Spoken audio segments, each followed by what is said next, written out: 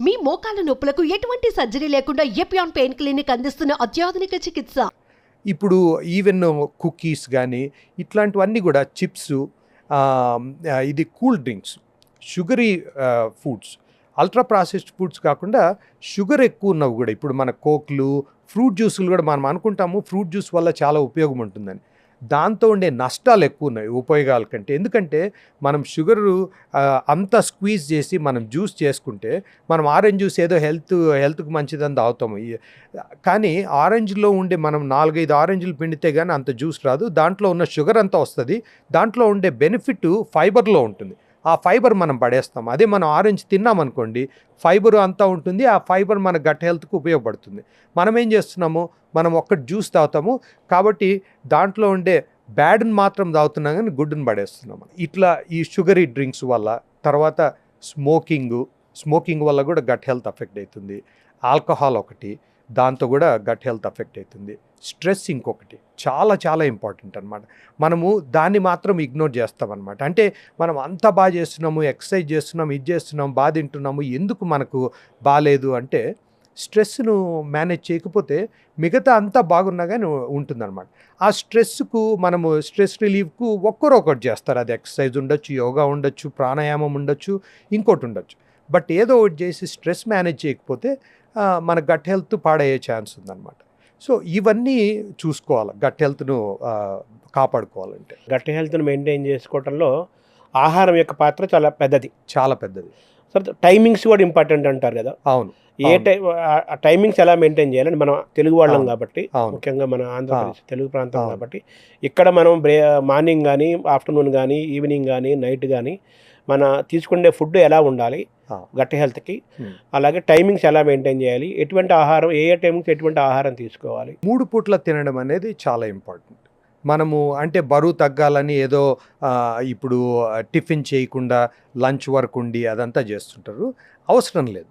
మనము మెయిన్గా portion control అంటాం. అంటే తక్కువ తినాలి, కానీ ఒక పూట తినకుండా రెండో పూట ఎక్కువ తింటే బరువు తగ్గే అవకాశం కూడా లేదు, ఇంకా పెరిగే ఛాన్స్ ఉంది. ఎందుకంటే మనం మార్నింగ్ అంతా తినలేదు కాబట్టి లంచ్ ఇంకా కొంచెం హెవీగా చేసే పెరుగుతుంది కాబట్టి ఇంకా కొంచెం ఓవర్ ఈటింగ్ ఉంటుంది.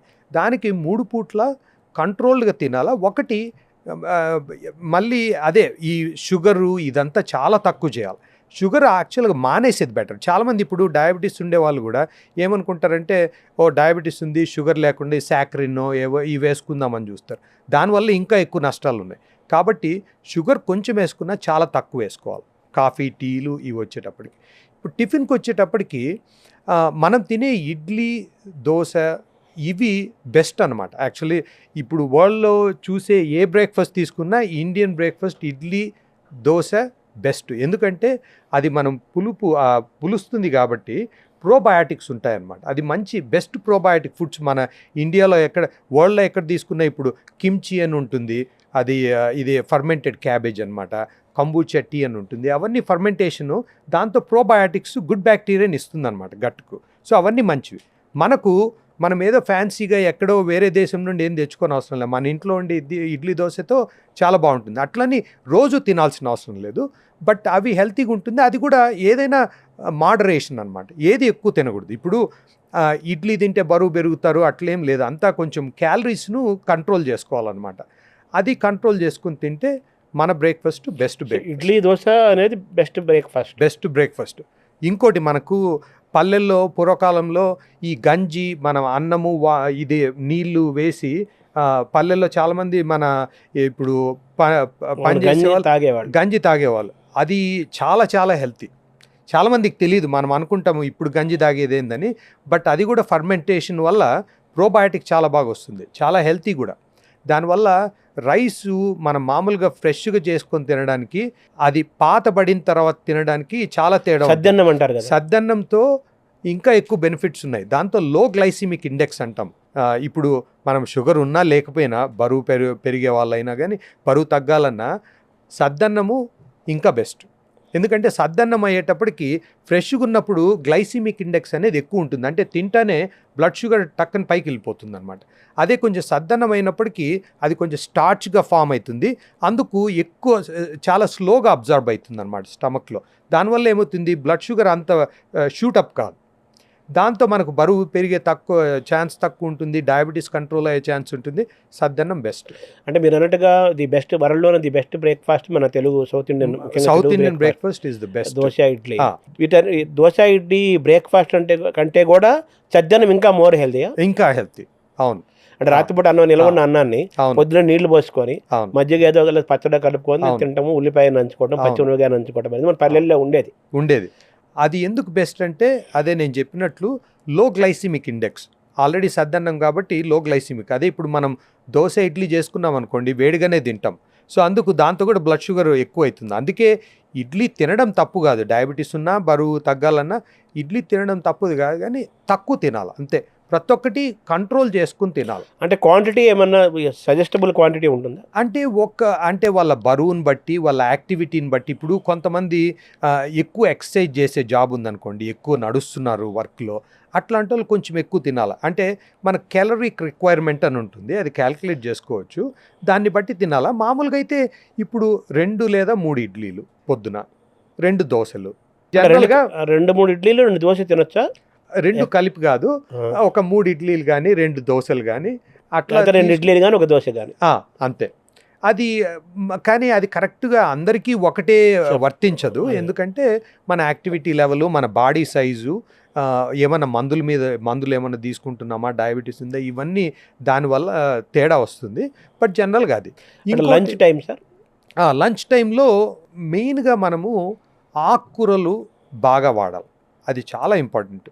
వెజిటబుల్స్, ఎనీ వెజిటబుల్, ఏ కూరగాయ చెడ్డది మంచిది కాదు. ఈవెన్ మనము బంగాళదుంపలు కూడా ఉన్నాయి. మనం చాలామంది అనుకుంటాము అది చాలా స్టార్చ్, చాలా షుగర్ ఉంటుందని. అది కూడా కంట్రోల్గా తీసుకుంటే అది కూడా మంచిదే. వెజిటబుల్స్ చాలా ఉండాలి. మనం మామూలుగా మన తెలుగు వెజిటబుల్స్ అంటే కూర.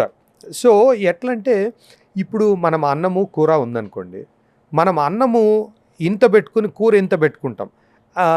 దాంతో ఏమవుతుందంటే దాంట్లో హెల్త్ ఎఫెక్ట్స్ ఎక్కువ ఉంటాయి. ఎందుకంటే మరీ అంత కార్బోహైడ్రేట్ ఎక్కువ ఉన్నా కానీ బరువు పెరిగే అవకాశం ఉంది, ఇవన్నీ ప్రాబ్లమ్స్ ఉంటాయన్నమాట. కాబట్టి కొంచెం కూర ఎక్కువ వేసుకొని అన్నం తక్కువ వేసుకుంటే మంచిది. కూరగాయలు వచ్చేటప్పటికి మనం ఏం చేస్తామంటే ఇప్పుడు వేపుడులు ఉంటాయి. వేపుడు చాలా బ్యాడ్ అనమాట. అంటే ఇప్పుడు మనము ఏం చేస్తామంటే కూరగాయల ఆ బెనిఫిట్ అంతా ఎప్పుడు వస్తుంది, మనం అది కొంచెం రాగా తింటే, అంటే అసలు కుక్ చేసుకోకుండా ఉంటే ఇంకా బెనిఫిట్స్ ఉంటాయి. కానీ అందరు తినలేరు, రుచి ఉండదు. అదంతా ఉడకబెట్టి ఉప్పు కారం వేసుకోవడంలో తప్పు లేదు, కారం ఏం ప్రాబ్లం ఉండదు. ఉప్పు కొంచెం కంట్రోల్ చేసుకోవాలి, ఎందుకంటే ఉప్పుతో ఉండే ప్రాబ్లమ్స్ చాలా ఉంటాయి. ఎస్పెషలీ మనకు హై బీపీ అది ఉందనుకోండి, ఉప్పు చాలా తగ్గించుకోవాలా. లివర్ ప్రాబ్లం ఉన్నా, ఇట్లాంటి హార్ట్ ప్రాబ్లం ఉన్నా ఉప్పు తగ్గించుకోవాలా. కొంచెం ఉప్పు కారము వేసుకుని ఉడికిస్తే సరిపోతుంది. వేపుడు చేయడం వల్ల ఏమవుతుందంటే మనము కుక్ ఎక్కువ చేయడం వల్ల దాంట్లో ఉండే ఆ విటమిన్స్ కానీ అన్నీ వెళ్ళిపోతాయి అన్నమాట. ఆ బెనిఫిట్స్, ఫైబర్ వెళ్ళిపోతుంది, విటమిన్స్ వెళ్ళిపోతాయి. సో ఆ వేపుడు చేయకుండా, అంటే ఎప్పుడైనా వేపుడు తింటే పర్లేదు, కానీ అన్నీ వేపుడు చేస్తే ఆ వెజిటబుల్స్లో ఉండే బెనిఫిట్ అంతా వెళ్ళిపోతుంది. చాలామంది అనుకుంటారు నేను అన్ని వెజిటబుల్స్ తింటాను, బట్ ఆ వెజిటబుల్స్ ఏ ఫామ్లో తింటున్నారు అనే దాన్ని బట్టి ఉంటుందన్నమాట. కాబట్టి అవి ఉడికించుకుంటే మనకు మధ్యాహ్నం పోర్షన్లో కూరగాయలు, అలాగే పప్పు చాలా ఇంపార్టెంట్, ప్రోటీను. తర్వాత కర్డ్తో ఇంకా చాలా బెనిఫిట్స్ ఉన్నాయి. అది మనం లంచ్కు డిన్నర్కు కర్డ్ తినచ్చు. కర్డ్ ఒక్కటే ఏమంటే మన ఇండియన్స్లో చాలామందికి లాక్టోజ్ ఇంటాలరెన్స్ అని ఉంటుంది. అంటే పాల పదార్థాలు జీర్ణించుకోలేకపోవడం, అది వయసు పెరిగే కొద్దీ ఎక్కువైతూ ఉంటుంది. మనం చిన్నప్పుడు నేను 2 గ్లాసులు మిల్క్ తాగేవన్నీ నాకు ఎప్పుడు ప్రాబ్లం ఉండేది కాదు. ఇప్పుడు ఎందుకు వస్తూ ఉందంటే వయసుతో పాటు ఆ లాక్టేజ్ అని ఒక ఎంజైమ్ ఉంటుందన్నమాట, అది ఆ లెవెల్ తగ్గిపోతూ వస్తుంది మనం వయసు పెరిగే కొద్దీ.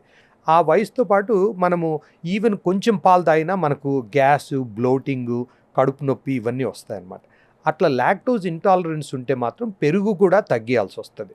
అది మనకు తెలిసిపోతుంది. Acidity form అవుతుంటారా? యాసిడ్ కాదు, ఇది డైజెస్టే కాదు. ఈ మన పాల పదార్థాలు ఏవైనా, పాలు కానీ, ఇప్పుడు పెరుగు, వెన్న, నెయ్యి, అన్నీ. నెయ్యి పర్లేదు, ఎక్కువ ఉండదు. వెన్నలో కూడా తక్కువ ఉంటుంది, పాలలో ఎక్కువ ఉంటుంది, తర్వాత ఐస్ క్రీమ్లో ఎక్కువ ఉంటుంది, తర్వాత చీజు, మనం చీజ్ తక్కువే తినేది, బట్ చీజ్లో ఉంటుంది. పెరుగులో తక్కువ ఉంటుంది, పాలతో కంపేర్ చేస్తే తక్కువ ఉంటుంది పాల పదార్థాలు, ఎందుకంటే ఆల్రెడీ దాన్ని మనము పేరబెడతాం కాబట్టి లాక్టోజ్ తగ్గుతుంది. కానీ బాగా సివియర్గా లాక్టోజ్ ఇంటాలరెన్స్, నాకు ఒక గ్లాస్ తాగినా కడుపు అంతా ఉబ్బరంగా ఉంటుంది అది ఇది అనే వాళ్ళకు పెరుగుతో కూడా ప్రాబ్లం ఉండే ఛాన్స్ ఉంది. అట్లా మిల్క్ ఇంటాలరెన్స్, లాక్టోజ్ ఇంటాలరెన్స్ లేకపోతే పెరుగు తినడం వల్ల చాలా బెనిఫిట్స్ ఉన్నాయి. ప్రోబయాటిక్ ఉంటుంది, గుడ్ బ్యాక్టీరియా వస్తుంది గట్టుకు, అది ఇంపార్టెంటే. అట్లా అదంతా లేనప్పుడు పెరుగు కూడా తినొచ్చు.